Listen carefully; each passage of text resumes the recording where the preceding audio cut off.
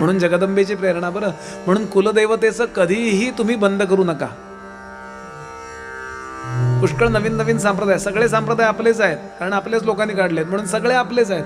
पण कुलदैवतेची उपासना कोणीही बंद करू नका. आपल्याला योग्य, आणि मुलांना सांगा परदेशात जा, अमेरिकेत जा, कुठं वाटेल ते तुम्ही अगदी मुख्य व्हा त्या फेसबुकचे, काय वाटेल तेव्हा, पण वर्षात एक दिवस उत्सवाला या आणि कुलदेवतेला जा.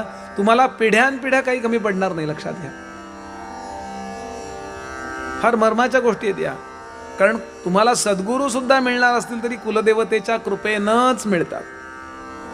जीवनात कधी किती थोडंसं काय होतं, माणूस शिकला की त्याला वाटतं हे करायलाच पाहिजे का, ते करायलाच पाहिजे का.